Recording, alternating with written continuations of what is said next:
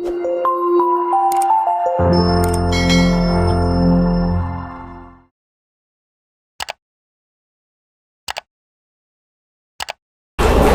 kita ketemu lagi sahabat Mindset Cerdas. Ini kita ngobrol inspirasi, kita ngopi, dan kita benar-benar ngopi nih. Ini saya dan Pak Yulian sedang minum kopi suai. Kopi suai ini kopi yang cik pokoknya mantap. Ini dari Sumatera Selatan. Kalau ingin mencoba, ini ada di lobi Rumah Sakit Siti Fatimah. Jadi ada di Rumah Sakit Provinsi Sumatera Selatan yang namanya Rumah Sakit Siti Fatimah. Di lobinya itu ada namanya kopi suai. Macam-macam rasanya dan tentunya pasti ketagihan. Sekarang kita ngobrol lagi dengan Pak Yulian ya. Beliau adalah Asisten Deputi Bidang Kepesertaan dan Mutu Layanan. Sekarang kita khusus untuk ngobrol tentang layanan ini, Pak. Siap. Karena mohon maaf, selama ini di masyarakat seakan-akan tuh ada image bahwa kalau kita jadi pasien BPJS itu dinomorduakan atau pelayanannya nggak bagus, obatnya jelek, nggak sembuh-sembuh. Gimana Pak Yulian? Ya baik. Saya rasa mungkin di awal-awal seperti itu ya Bu ya, yang didapatkan oleh masyarakat. Tapi tentunya kita dari tahun ke tahun terus berupaya memaksimalkan ya. Tentu kami BPJS Kesehatan tidak bisa bekerja sendiri karena layanan itu juga banyak sekali yang diberikan oleh stakeholder kami ya, utamanya fasilitas kesehatan. Baik dari fasilitas kesehatan tingkat pertama termasuk juga yang di lanjutan ya, yang di rumah sakit.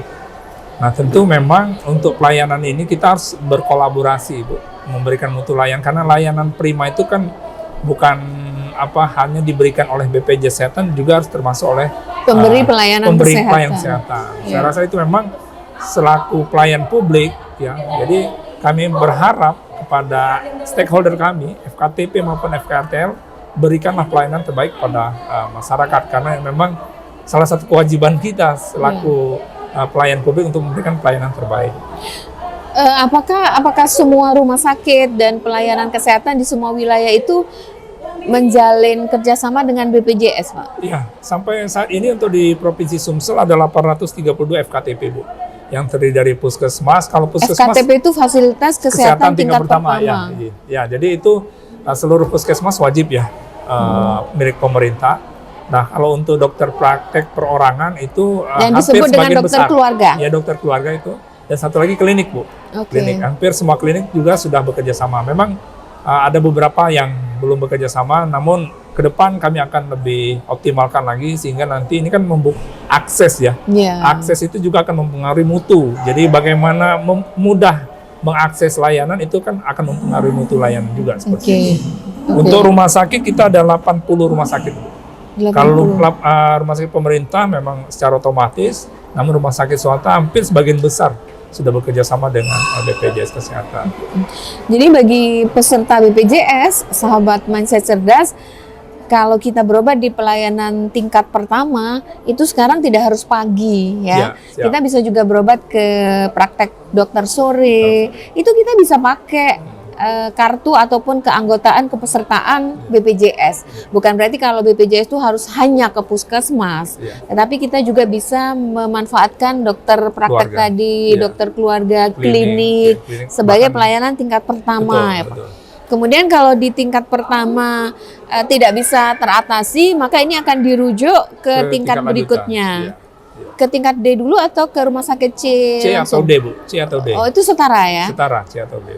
Jadi begitu dari misalnya di dokter keluarga, ternyata ini harus mendapatkan pelayanan spesialis, maka dia akan dirujuk ke rumah sakit tipe D atau tipe C. Dan seterusnya ya. Kalau di tipe D, tipe C memerlukan subspesialis, maka dirujuk ke rumah sakit tipe B. Bahkan ke tipe A bisa nggak Pak? Ke Jakarta? Bisa, sampai ke Jakarta juga bisa. Kalau di Palembang RSMH kan, tapi di sana juga bisa dilayani. Nah tapi misalnya, ini kadang-kadang masyarakat kan nggak paham ya Pak, rumah sakit ini tipe D, apa tipe C, apa tipe B. Apa bisa tiba-tiba masyarakat itu datang ke suatu rumah sakit oh ternyata ini tipe B. Bisa Iya. langsung dilayani nggak? Iya. Bisa juga nggak dilayani? Ya, sebelum saya menjawab itu mungkin dapat saya sampaikan Bu. Jadi masyarakat kami harapkan kalau sakit itu segera kunjungi Vaskes tingkat pertamanya. Oh. Vaskes tingkat pertamanya itu yang ada di kartunya atau di mobile JKN tadi, kembali lagi ya. Untuk mengetahui fasesnya di mana kan oke. itu. Jadi kalau kita sudah jadi peserta BPJS, cek di mobile JKN, pelayanan pertama kita ke dokter siapa, Ya, betul. di puskes mana kalau Ya. itu puskes, Ya. kemudian di rumah sakit mana, sudah Ya. ada langsung di sana ya? Enggak, kalau rumah sakit nanti berdasarkan rujukan ya, Oke. dari fases kita. Oke. Nah tentu memang nanti untuk kasus-kasus tertentu yang Ibu sampaikan tadi mungkin tidak dilayani di RSUD Fatima gitu. Tanpa rujukan dari FKTP itu dimungkinkan Bu dalam Oke. keadaan emergensi misalnya seperti itu. Hanya itu yang emergensi. ya, Ya. Kalau kasusnya tidak emergensi, maka kita harus patuh kepada sistem rujukan sistem tadi rujukan ya. tadi, seperti itu. Namun Oke. kalau dari FKTP misalnya Bu ke tipe C dilihatnya memang tidak ada kompetensi dokter yang ada di tipe C tersebut, itu bisa langsung dirujuk ke tipe B yang memang ada kompetensinya. Jadi rujukan kita juga berbasis kompetensi. Kalau sudah jelas di rumah sakit tipe C itu tidak ada layanan yang dibutuhkan oleh puskesmas atau FKTP lain, itu bisa langsung dirujuk ke rumah sakit tipe B. Oh, pertanyaan sederhana nih Pak ya, mungkin masyarakat awam, kenapa sih pakai dibagi-bagi Iya. harus ke tipe C dulu, ke tipe B, ke tipe Iya. A? Kenapa nggak masyarakat terserah deh mau berobat ke rumah sakit pilihan gitu? Iya, baik Ibu. Sistem rujukan itu kan dibuat agar keteraturan ya. Bayangkan kalau sebuah program kalau tidak diatur dengan baik akan terjadi permasalahan besar. Contoh, kalau misalnya kita tidak buat sistem rujukan, tadi yang Ibu bilang bisa nggak menggunakan sembarang-sembarang, akhirnya nanti numpuk Bu di rumah sakit itu kan. Jadi orang nggak mau lagi ke FKTP, maunya langsung ke spesialis. Padahal kalau kita lihat lagi, apakah iya kasus-kasus batuk flu itu harus spesialis yang menangani kan? Tentu kalau difilter kan akhirnya yang dirujuk ke rumah sakit itu yang membutuhkan kan gitu, yang memang membutuhkan pelayanan lebih lanjut. Kalau pelayanan sederhana itu bisa dilayani di FKTP tadi seperti itu, sehingga kan tidak terjadi penumpukan antrian, mutu layanan, dan tentu dokter juga akan menjadi kewalahan juga kalau dia harus melayani yang kasus-kasusnya yang mestinya itu bisa ditangani di tipe C atau tipe D atau bahkan FKTP, kenapa harus ke tipe A? Jadi seperti itu. sebetulnya sistem rujukan ini diterapkan itu juga manfaatnya untuk peserta ya Iya, Pak ya? untuk mutu layanan Artinya, tadi, Pak. untuk meningkatkan mutu Mutu layanan, layanan, iya. karena dikhawatirkan ada rumah sakit favorit yang Favorit. semua orang sakit Ya, ke sana Tidak menjadi favorit lagi akhirnya, bukan numpuk dia, sehingga Bu. pelayanannya jadi kocar-kacar karena Kocar-kacar, terlalu ya. banyak Kan, pasien ya. yang ke sana. Untuk Ya. itu dibuat secara berjenjang ya. seperti itu Ya, Pak kan ya. Rumah sakit mempunyai kapasitas ya Bu, Oke. sebanyak apapun pasti punya Oke. kapasitas lah kan seperti itu. Kalau dia overload akan mempengaruhi juga Oke. layanan. Tapi tidak usah khawatir Bapak Ibu, artinya bukan pelayanan BPJS itu pelayanan hanya di FKTP, tetapi juga bisa dilayani di rumah sakit tipe B, tipe C, bahkan juga tipe A. Jadi mungkin tadi ada satu pertanyaan yang belum kami jawab terkait dengan masalah di nomor 2 kan dan sebagainya. Iya. Kalau menggunakan JKN itu terasa apa tidak akan sembuh Iya, dan iya. sebagainya. Kadang kan loketnya aja beda, tempat duduknya beda. Iya, iya, Jangan-jangan nanti pisaunya itu beda. Ya, sebenarnya ya kita kan membayar itu berdasarkan indikasi medis ya Bu ya. Jadi pelayanan itu ya sesuai indikasi medis. Yang tahu indikasi medis ya tentu stakeholder kami kan, rumah sakit sendiri seperti itu. Nah tentu kan sebenarnya dokter juga disumpah bagaimana melayani pasien dengan baik ya, tanpa melihat itu sumbernya dari mana gitu ya. Pasien kan tidak boleh membeda-bedakan. Nah saya rasa memang tadi kembali lagi komitmen bersama lah untuk bagaimana meningkatkan mutu layanan ini, baik dari FKTP, FKRTL, termasuk juga dari BPJS Kesehatan. Kami berharap kepada seluruh stakeholder dapat melayani pasien itu sesuai indikasi medis gitu Bu. Kalau memang yang bersangkutan membutuhkannya, diberikanlah, jangan sampai ada kesan ini pasien tidak semua berbayar kan, Iya. seperti itu. Bahkan sekarang Ibu, kami mendominasi gitu ya, membayar ke rumah sakit. Iya, Hampir- apalagi kabupaten yang sudah UHC Iya, ya, betul. seluruhnya peserta BPJS. Iya, seperti itu. Memang Artinya kalau rumah sakit nggak bekerja sama dengan BPJS, dia nggak dapat pasien. betul. Mungkin sekarang apa yang dilakukan oleh BPJS? Salah satu adalah meningkatkan tarif, Bu. Jadi tahun 2023 ini ada peningkatan tarif kepada baik FKTP maupun FKRTL. Jadi selama ini kan terkesan Maksudnya peningkatan tarif yang dibayarkan ke rumah pelayanan sakit. kesehatan. Iya, bukan bukan iuran ya, Bu. peningkatan bukan peningkatan tarif iuran. Iya, Nah, iya. ini catet ini. Iya. Masa naik lagi baru Nah, naik. ini salah satu wujud Ibu, kan kita itu kan nirlaba. Jadi kelebihan iuran yang dibayarkan oleh masyarakat itu harus dikembalikan lagi dalam bentuk peningkatan layanan. Nah, selama ini kan terasa stakeholder kami merasa iuran yang biaya yang dibayarkan oleh klaim yang dibayarkan oleh BPJS itu masih sangat kecil. Sehingga ini sudah dinaikkan Ibu. Ini atas usulan dari berbagai organisasi. Dari pelayanan kesehatan ya. Pelayanan kesehatan itu sudah ditingkatkan. Ya memang secara bertahap ya Bapak Ibu, dari Paskes untuk peningkatan ini seiring dengan waktu nanti akan sampai sesuai dengan apa yang diharapkan. Nah, harapan kami tentunya dengan peningkatan tarif ini ya, tarif yang kami bayarkan kepada rumah sakit berdasarkan PMK 3 tahun 2023 mutu sudah tidak ada isu lagi. Ini bayaran sudah ditingkatkan nih. Kenapa kok masih menomorduakan dan sebagainya?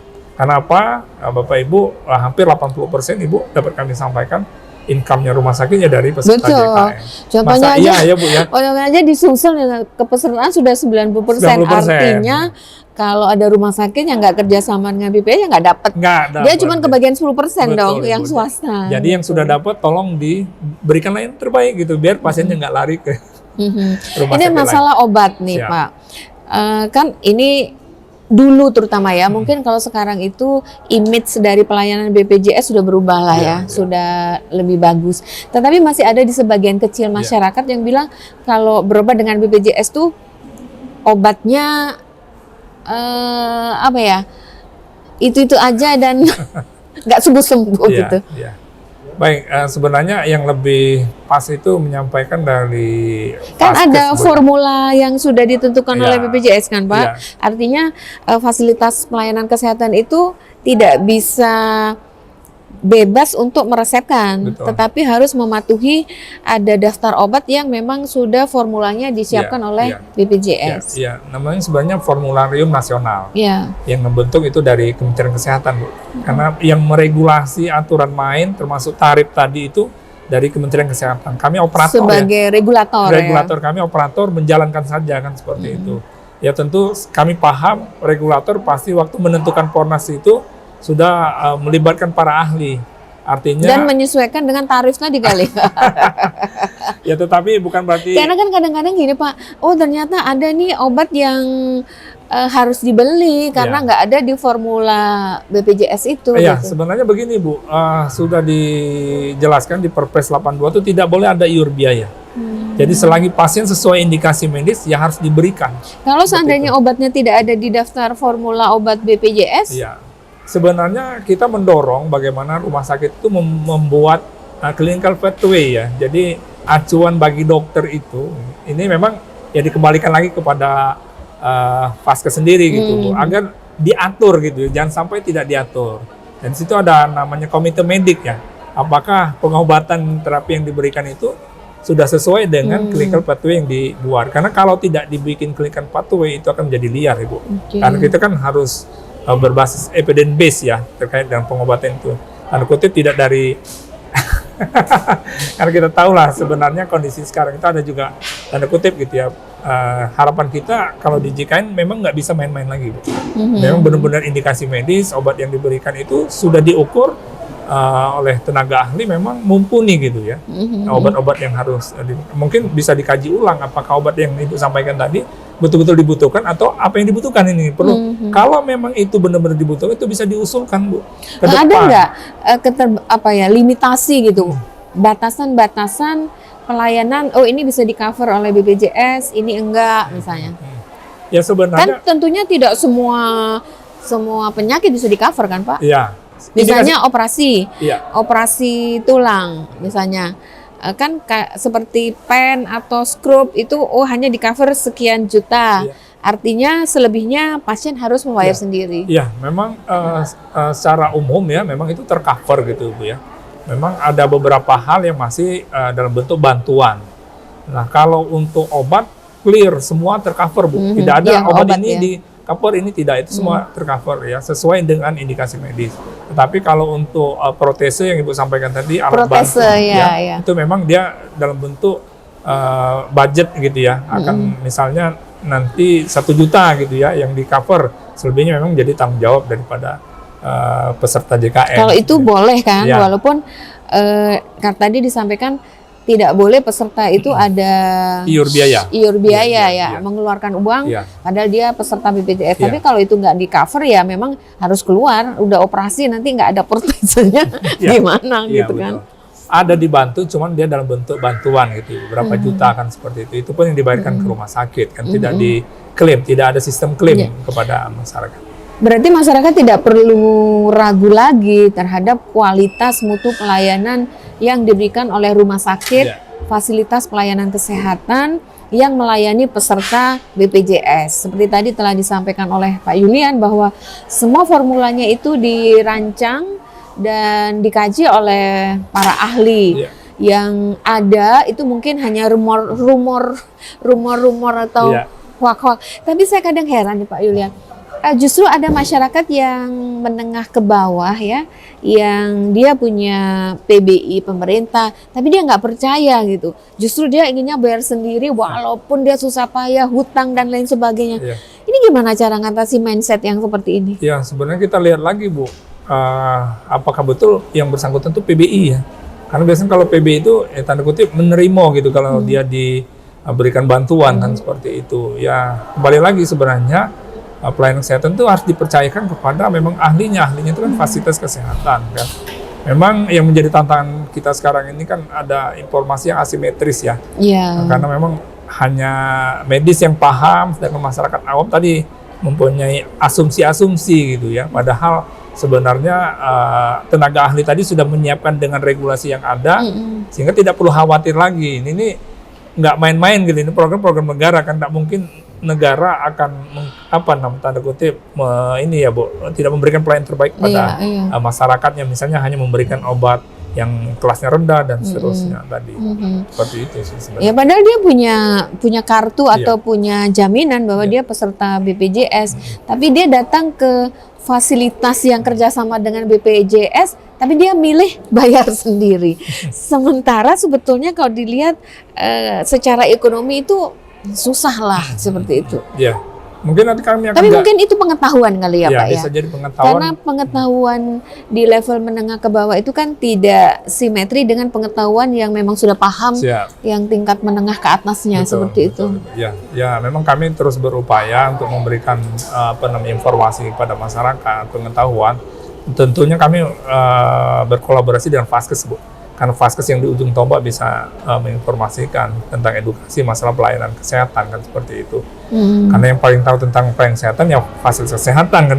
Ya ahlinya. Memang ahlinya Ibu, memang sudah dididik di situ untuk memberikan pelayanan terbaik.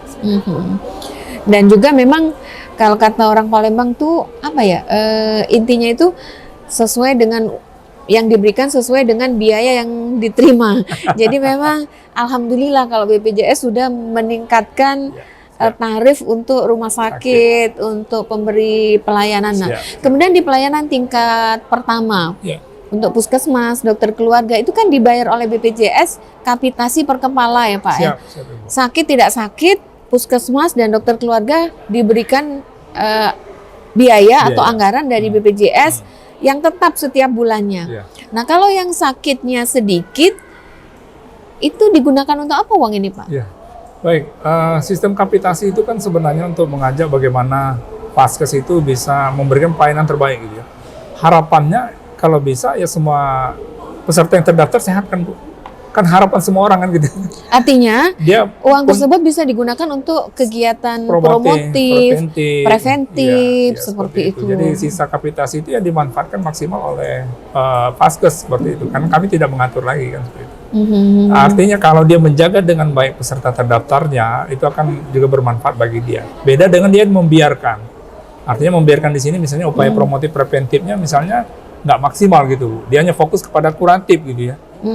Itu yang memang perlu dilihat kembali seperti itu.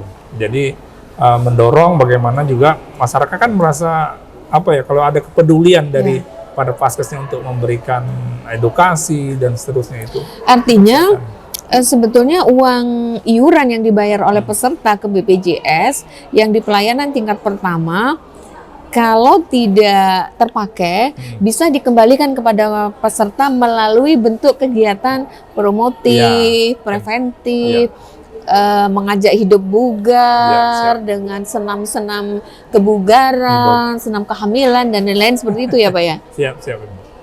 Nah, kembali lagi ke pelayanan ini Pak. Kan tadi sudah diatur rujukannya. Ya.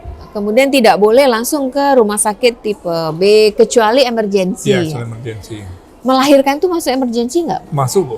Masuk ya. Jadi kalau pelayanan untuk melahirkan, Anda bisa langsung ke pelayanan mana yang terdekat untuk langsung mendapatkan pelayanan tanpa harus melalui rujukan seperti kasus-kasus yang lain. Bukan hanya melahirkan, tetapi kasus yang tidak bisa ditunda mungkin itu bisa diberikan pelayanan. Betul. Jadi memang emergensi itu bukan emergensi waktu ya Bu. Bahaya, emergensi bahaya ya. Bisa mengakibatkan kecacatan atau kematian kalau nggak ditolong segera. Betul. Nah, yang sedikit bias selama ini itu masalah emergensi waktu gitu. Kalau emergensi waktu ya tentu akan ditolak oleh pasien. Pak? Misalnya dia nggak mau pagi, mau sore saja kan gitu. Terus dia nggak mau di rumah sakit tipe C, saya mau ke B aja gitu. Tiba-tiba tanpa indikasi yang emergensi medis. Oh, oke. Inilah kita ngobrol dengan Pak Yulian tadi tentang mutu layanan kesehatan yang diberikan oleh mitra-mitra BPJS untuk peserta BPJS. Intinya bahwa kita tidak perlu ragu lagi karena kita lihat tadi cakupan peserta BPJS di Indonesia itu udah di atas 90%. Betul. Artinya sudah 90% masyarakat percaya bahwa pelayanan BPJS ini sudah bermutu. Tapi kalau sempurna ya namanya manusia tidak ada yang sempurna. BPJS juga mungkin ada kekurangannya. Silahkan disampaikan kalau ada masukan-masukan, kritik-kritik yang membangun ke BPJS secara langsung. Atau Anda bisa komen di komen YouTube di sini, nanti kami akan memfasilitasi untuk menyampaikan ke BPJS. Atau kapan-kapan kita bisa live streaming untuk membuka konsultasi dengan BPJS. Semoga bermanfaat. Kita ngopi dulu, kopi Suwai di Rumah Sakit Siti Fatimah. Mantap. Sampai jumpa.